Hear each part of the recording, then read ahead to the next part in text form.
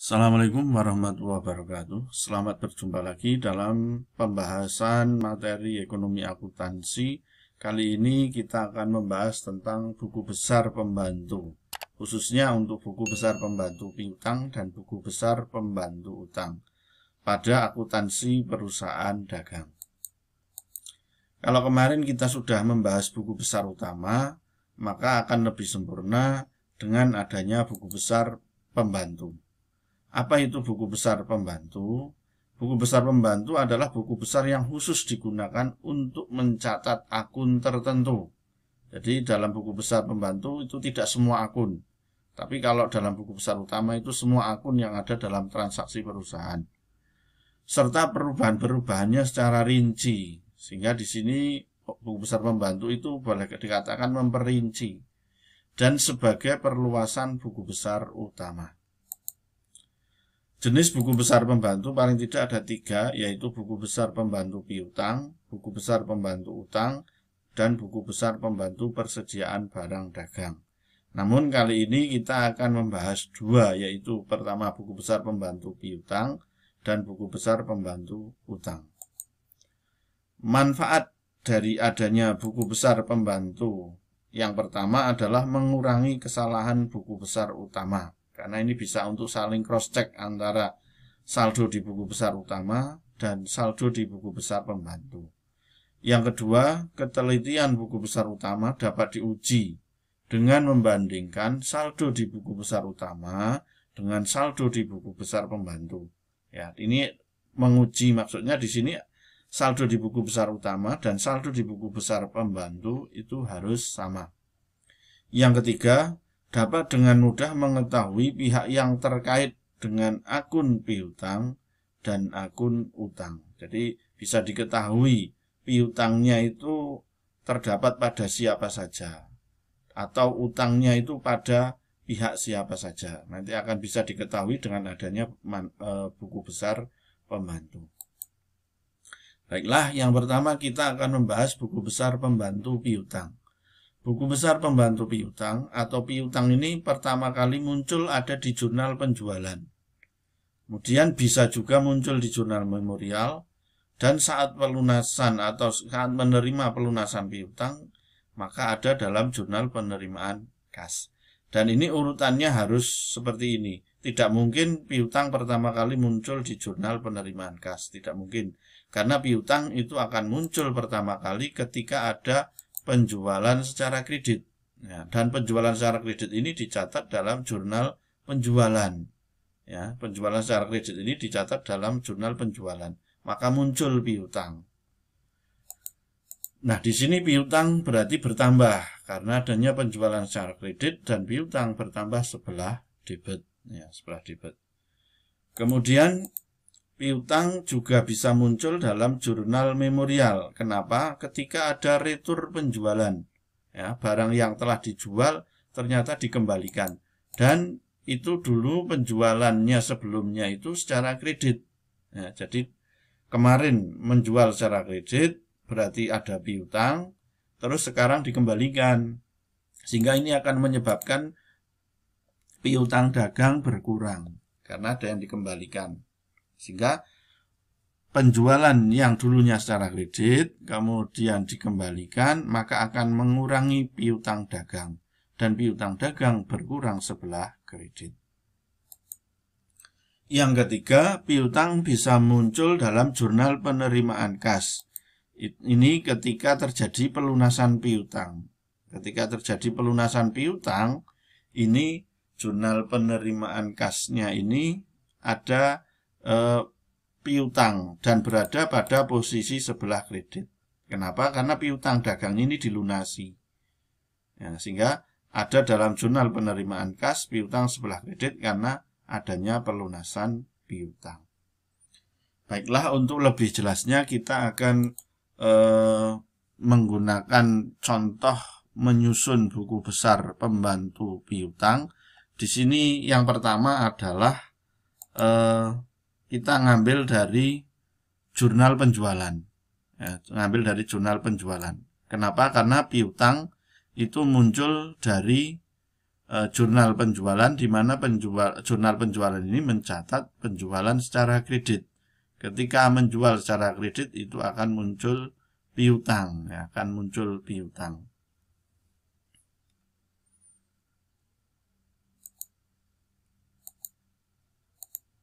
Nah, di sini ada dua pihak, ya, dua pihak. Kita menjual pada dua pihak di sini, ya. Contoh sederhana saja, di sini ada dua pihak, ya, di sini Toko Rezeki dan UD Makmur. Nah, kita masukkan untuk membuat buku besar pembantu piutang. Kolom-kolomnya sama dengan buku besar utama, tanggal, keterangan, referensi, debit, kredit, saldo. Nah, di sini kita masukkan tanggal 7 Mei. Kita masukkan tanggal 7 Mei, keterangannya posting, ya. Kemudian di sini R-nya diisi asal dari jurnal penjualan JJ, jurnal jual, ya, jurnal jual halaman 1. Kemudian di sini ini ngambil posisi piutang di sini. Piutang posisinya ini sebelah debit. Nah, piutang posisinya sebelah debit 1000, kita masukkan di sini. Sehingga saldo 1000 karena ini baru pertama kali. Kemudian pihak yang kedua adalah UD Makmur di sini. Piutang yang kedua pada UD Makmur tanggal 15, ya. Kita masukkan UD Makmur tanggal 15, keterangan posting, referensinya asalnya dari jurnal penjualan halaman 01, ya. Kemudian di sini piutang, ya, piutang ini posisinya sebelah debit. Kita pindah ke sini, ke debit UD Makmur. Berarti saldo debit 2000. Nah, ini posisi piutang pertama kali muncul dalam jurnal penjualan, jurnal penjualan. Kemudian buku besar pembantu piutang yang kedua bisa muncul dalam jurnal memorial ketika ada retur penjualan yang dulunya menjual secara kredit. Kemudian ada yang dikembalikan, maka piutangnya akan berkurang. Piutangnya akan berkurang. Nah, contoh di sini ini piutang dagang UD Makmur. Jadi mungkin tidak semuanya barang dikembalikan ini, tapi bisa saja terjadi. Maka ada dalam buku besar pembantu piutang yang asalnya dari jurnal memorial. Contoh di sini hanya satu transaksi, yaitu retur penjualan dan pengurangan harga. Karena ini barang dikembalikan, sementara dulu menjual secara kredit, ya, dulu menjual secara kredit, maka ada piutang yang dikurangi, ada piutang yang dikurangi, ya, yaitu pada UD Makmur di sini, UD Makmur. Kalau Toko Rezeki ini tidak ada pengembalian, tidak ada retur penjualan, sehingga ya ini tidak ada. Yang ada hanya UD Makmur. Kemudian ini piutang dagangnya di sini sebelah kredit, masukkan di sini sebelah kredit pada buku besar pembantu piutang UD Makmur. Nah, karena dulu di atasnya sebelumnya ini 2000 sebelah debit, kemudian di bawahnya di sini piutangnya ini pada retur ini piutang sebelah kredit, maka ini debit, kemudian bawahnya kredit, maka sifatnya mengurangi. Sehingga tinggal 2000 dikurangi 200, yaitu 1800. Kemudian yang ketiga, bahwa buku besar pembantu piutang ini berasal dari jurnal penerimaan kas atau JKM, jurnal kas masuk, adalah ketika ada pelunasan piutang, sehingga piutangnya dilunasi, dan piutang dilunasi berarti piutang berkurang sebelah kredit. Kita buat yang pertama pada Toko Rezeki di sini, ya, Toko Rezeki di sini ada pelunasan piutang tanggal 14. Berarti kita masukkan di sini piutangnya sebelah kredit, ya, masukkan ke sini piutang sebelah kredit. Kemudian saldonya tanggal 7 adalah 1000 debit. Maka tanggal 14, ya, ketika dari ada pelunasan dari jurnal penerimaan kas, ini sebelah kredit. Sehingga debit 1000 dikurangi kredit 1000, maka saldonya 0. Kemudian dari UD Makmur. Dari UD Makmur tanggal 29, maka diposting dari JKM, jurnal kas masuk, ini 1800 sebelah kredit. Saldo sebelumnya debit 1800, kemudian saldo setelah itu, ya, tanggal 29 kredit 1800, maka debit 1800 min kredit 1800, maka saldonya menjadi 0. Kemudian kita buat daftar saldo piutangnya. Pada Toko Rezeki dan UD Makmur di sini sudah nol semuanya. Artinya piutangnya sudah tidak ada karena sudah dilunasi atau sudah dibayar oleh Toko Rezeki dan oleh UD Makmur. Sehingga di sini daftar saldo piutang ya, nama debitur. Ya, debitur berarti itu yang minjem ya, yang punya utang. Sedangkan UD Laris di sini adalah yang punya piutang ya, yang punya piutang. Ini Toko Rezeki 0, karena 0 di sini, dan UD Makmur juga 0. Sehingga jumlah saldo piutang 0. Dan ini akan sama dengan di buku besar utama. Kemudian kita lanjut untuk buku besar pembantu utang. Buku besar pembantu utang itu pertama kali muncul di jurnal pembelian, karena jurnal pembelian itu mencatat pembelian secara kredit. Ketika membeli secara kredit, maka muncul utang, dan utangnya bertambah, maka utang bertambah sebelah kredit. Kemudian yang kedua bisa muncul dari jurnal memorial, ya, dari jurnal memorial itu ketika ada retur pembelian yang sebelumnya pembeliannya itu secara kredit. Jadi kemarin misalkan membeli secara kredit itu punya utang, terus ada yang dikembalikan, berarti kan utangnya dikurangi. Sehingga di sini utang berkurang sebelah debit. Kemudian jurnal pengeluaran kas. Buku besar pembantu juga sumber yang ketiga dari jurnal pengeluaran kas itu ketika pelunasan utang. Ketika melunasi utang maka utangnya berkurang dan utang berkurang sebelah debit. Baiklah, kita kasih contoh untuk lebih jelasnya menyusun buku besar pembantu utang. Yang pertama di sini ada 3 perusahaan yaitu PT Inti Utama, PT Maju Jaya, dan Toko Sukses. Di sini jurnal pembelian adalah mencatat pembelian secara kredit, berarti kan muncul utang di sini. Yang pertama utang pada PT Inti Utama adalah kredit 2000. Maka PT Inti Utama kita buatkan buku besar pembantunya tanggal 7, posting berasal dari jurnal pembelian halaman 1, di sini kredit, ya, ini masukkan ke sini kredit, ya, sehingga saldo kredit 2000. Yang kedua pada PT Maju Jaya. PT Maju Jaya kita buatkan postingnya tanggal 19, posting JB01, jurnal pembelian halaman 1, di sini kredit 3000. Masukkan kredit 3000, saldo kredit 3000 karena ini baru pertama kali. Kemudian Toko Sukses. Nah, Toko Sukses kita masukkan di sini Toko Sukses. Kemudian di sini utangnya kredit 600. Kita masukkan kredit 600, saldo kredit 600. Kemudian buku besar pembantu utang itu bisa berasal dari jurnal memorial ketika ada retur pembelian yang dulu membeli secara kredit, ya, sebelumnya membeli secara kredit, dan ada sebagian yang dikembalikan, sehingga itu ada pengurangan utang.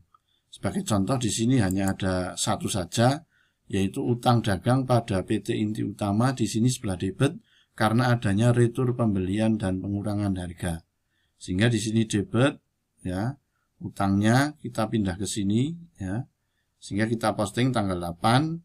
PT Inti Utama pada tanggal 8 posting dari JU atau jurnal umum atau jurnal memorial halaman 01. Di sini ini debit, ya. Kemudian saldo sebelumnya kredit 2000 tanggal 7 dan setelah itu tanggal 8 ada utang sebelah debit 200. Sehingga di sini 2000 min 200 sehingga saldo utang PT Inti Utama pada tanggal 8 di sini adalah 2000 min 200 yaitu 1800. Nah, yang untuk PT Maju Jaya dan Toko Sukses di sini tidak ada retur sehingga masih tetap. Kemudian yang ketiga bahwa buku besar pembantu utang juga bisa berasal dari jurnal pengeluaran kas yaitu ketika ada pelunasan utang. Ketika ada pelunasan utang. Contoh di sini PT Inti Utama ya tanggal 14 ini berarti kita membayar utang ya 1.800. Nah, ini di sini ini debit 1.800, masukkan di sini tanggal 14, posting dari JKK ya, JKK 01, di sini 1.800. Sehingga saldo sebelumnya tanggal 8 ini 1.800 kredit, kemudian tanggal 14 ini postingnya sebelah debit 1.800, sehingga kredit 1.800 minus debit 1.800, sehingga saldonya menjadi 0. Kemudian PT Maju Jaya tanggal 24, kita posting tanggal 24, yaitu dari JKK 01, di sini debit utangnya 3.000. Padahal sebelumnya tanggal 19 itu punya utang yaitu kredit 3.000. Kemudian tanggal 24 dilunasi 3.000 debit, sehingga kredit 3.000 minus debit 3.000, sehingga saldonya jadi 0. Untuk buku besar pembantu utang yang ketiga yaitu toko sukses, di sini kita tidak menemukan di jurnal pengeluaran kas, di sini tidak ada toko sukses. Artinya berarti utang pada toko sukses berarti ini belum dilunasi. Berarti masih punya saldo utang pada toko sukses yaitu kredit 600. Kemudian kita buat untuk daftar saldo utangnya. Laris di sini ada 3 pihak. Nama kreditur. Kreditur itu berarti yang memberikan pinjaman, ya. Kalau debitur itu yang meminjam. Yang pertama pada PT Inti Utama ini 0, saldo terakhirnya 0. Kemudian yang kedua PT Maju Jaya, di sini saldonya juga 0. Namun saldo utang toko sukses di sini ada kredit 600. Berarti kita jumlah saldo utang ya, dari 3 pihak di sini yang belum lunas adalah toko sukses 600. Berarti ada saldo utang 600. Dan ini akan sama dengan yang ada di buku besar utama untuk akun utang dagang. Ya, demikian pembahasan tentang buku besar pembantu utang dan buku besar pembantu piutang. Semoga bermanfaat. Insya Allah kita nanti ketemu di materi akuntansi berikutnya. Saya akhiri. Assalamualaikum warahmatullahi wabarakatuh.